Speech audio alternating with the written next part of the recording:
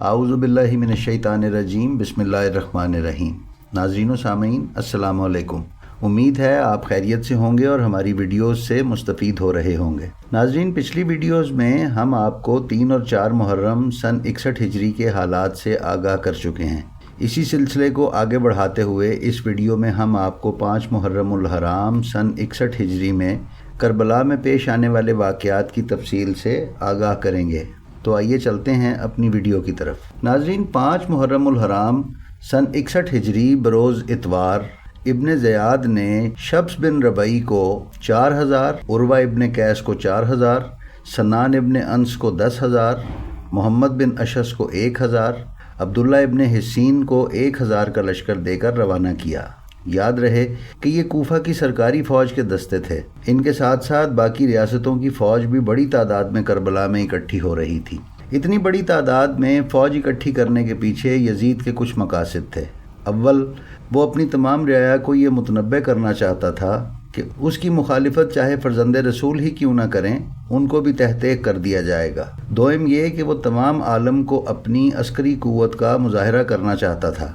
سوئم یہ کہ یہ فوج مختلف ریاستوں سے اس لیے بھی منگوائی گئی تھی کہ تمام ریاستیں بھی اس کی عسکری قوت کا مشاہدہ کر لیں تاکہ مستقبل میں کسی ریاست کو سر اٹھانے اور بغاوت کرنے کی ہمت نہ ہو۔ 5 محرم کی رات کو ابن سعد نے اپنے خیمے میں باقی سرکردہ یزیدیوں کو بلایا اور ان سے مشاورت کی کہ ہمیں امام حسین سے مذاکرات کرنے چاہیے اور ان کے یہاں آنے کا سبب پوچھنا چاہیے۔ عروہ بن قیس حنظلی کو امام حسین علیہ السلام کے پاس روانہ ہونے اور ان سے یہاں آنے کا سبب پوچھنے کا کہا، لیکن اس نے جانے سے انکار کر دیا اور کہا کہ ان کو کوفہ آنے کا خط تو میں نے بھی لکھا تھا، اب اگر انہوں نے مجھے اس خط کا حوالہ دیا تو میں کیا جواب دوں گا، لہٰذا تو مجھے اس کام سے معاف رکھ۔ ابن سعد نے اس کی یہ بات سن کر کہا کہ ان کو کوفہ آنے کا خط تو میں نے بھی لکھا تھا۔ اس وقت عبداللہ بن کثیر شیبی کھڑا ہوا جو کہ ایک منہ زور اور بدتمیز آدمی تھا، اور ابن سعد سے کہا کہ اس کام کے لیے میں جاؤں گا، اور اگر تو کہے تو حسین علیہ السلام کو مجبور کر کے یہاں تیرے خیمے میں لے آؤں۔ ابن سعد نے اسے جھڑک دیا اور کہا کہ بکواس نہ کر، میں اس موقع پر کوئی بدمزگی نہیں چاہتا، تو فی الحال صرف ان کے یہاں آنے کا مقصد پوچھ کر آ۔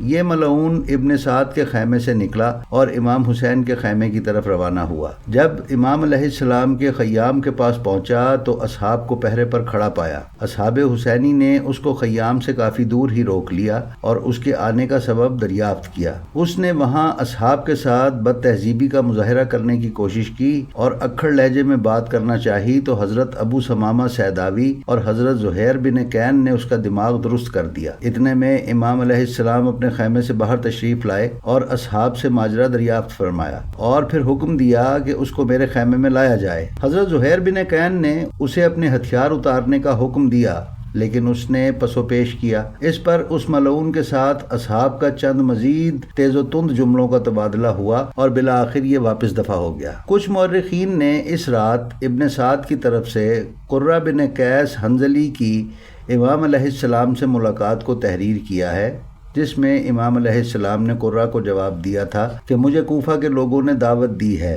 اسی بنا پر میں عراق آیا ہوں، اب اگر وہ اپنی دعوت پر قائم نہیں ہیں تو میں واپس چلا جاتا ہوں۔ قرہ نے امام کی باتیں سننے کے بعد واپس ہونا چاہا تاکہ امام کی گفتگو عمر بن سعد تک پہنچا دے۔ حبیب ابن مظاہر نے چاہا کہ وہ امام حسین کے لشکر سے ملحق ہو جائے، اس لیے اسے امام کی نصرت کی دعوت دی۔ قرہ نے حبیب کے جواب میں کہا، عمر ابن سعد کے پاس جا کر امام کا پیغام پہنچانے کے بعد تمہارے مشورے پر غور کروں گا۔ لہذا وہ عمر سعد کے پاس پلٹ گیا اور پھر لوٹ کر نہیں آیا۔ قرہ بن قیس حنظلی تمیمی رہائی کا تعلق قبیلہ بنی تمیم کی شاخ بنی حنظلہ سے تھا۔ وہ ماں کی طرف سے حبیب ابن مظاہر کے قبیلے سے نسبت رکھتا تھا۔ اسی طرح سے وہ میدان کربلا میں اپنے لشکر کے سردار حر بن یزید کا ہم قبیلہ بھی تھا۔ اس نے کربلا کے کچھ واقعات کو روایت بھی کیا ہے۔ مثلاً اس نے بیان کیا ہے، میں سب کچھ بھول سکتا ہوں مگر حضرت زینب بنت فاطمہ سلام اللہ علیہا کی یہ بات نہیں بھول سکتا جو انہوں نے مقتل کی زمین پر پڑے اپنے بھائی کے لاشے کے پاس سے گزرتے ہوئے کہی۔ وہ کہہ رہی تھیں، اے نانا، فریاد ہے، آپ کے جنازے پر آسمان کے فرشتوں نے نماز پڑھی اور یہ حسین ہے جس کا جنازہ زمین پر پڑا ہوا ہے، خون میں غلطاں، ٹکڑے ٹکڑے، اے نانا فریاد ہے اور آپ کی بیٹیاں قیدی ہیں، آپ کے بیٹے قتل کر دیے گئے ہیں اور ان کے لاشیں ہوا کی زد پر ہیں۔ حضرت زینب کی ان باتوں نے دوست و دشمن سب کو گریہ کرنے پر مجبور کر دیا۔ اس طرح سے اس نے جناب حر کے امام حسین علیہ السلام کے آوان و انصار میں شامل ہونے کے واقعے کو بھی نقل کیا ہے۔ وہ کہتا ہے، جس وقت حر امام حسین کے لشکر میں شامل ہونے کا قصد کر رہے تھے تو انہوں نے مجھ سے کہا، کیا تم اپنے گھوڑے کو پانی نہیں پلانا چاہتے؟ قرآن نے دعویٰ کیا ہے کہ اگر حر نے اسے اپنے ارادے سے آگاہ کیا ہوتا تو وہ بھی ان کے ہمراہ امام کی نصرت کے لیے چلا جاتا۔ تاہم جناب حبیب کی دعوت پر اس کا امام کی نصرت سے انکار اس کے اس دعوے کی تردید کرتا ہے۔ ابن سعد نے امام علیہ السلام کا جواب ایک خط میں عبید اللہ ابن زیاد کے لیے لکھا۔ تاہم ابن زیاد کے حاشیہ برداروں من جملہ شمر ذیل جوشن اور دیگر نے جو جنگ کے حامی تھے، ابن سعد کو امام کے ساتھ نرمی برتنے سے منع کیا، اور ابن سعد جو کہ ابتدا میں اس معاملے کو مصالحت کے ذریعے حل کرنا چاہتا تھا، کو ابن زیاد نے لکھا کہ یا تو حسین کے ساتھ جنگ کرے یا سپاہ کوفہ کی عمارت شمر ذیل جوشن کے سپرد کر دے۔ لیکن ابن سعد نے اس خط کے جواب میں شمر سے کہا، میں خود سپاہ کا امیر ہوں گا اور امام حسین کے ساتھ لڑوں گا۔ جی تو ناظرین، یہ تھی ہماری آج کی ویڈیو۔ ہماری ویڈیوز مسلسل حاصل کرنے کے لیے ہمارے چینل بلینڈ آف ہسٹری کو سبسکرائب کر لیں اور بیل آئیکن پر کلک کر دیں تاکہ آپ ہماری کسی بھی ویڈیو سے محروم نہ رہ سکیں۔ السلام علیکم۔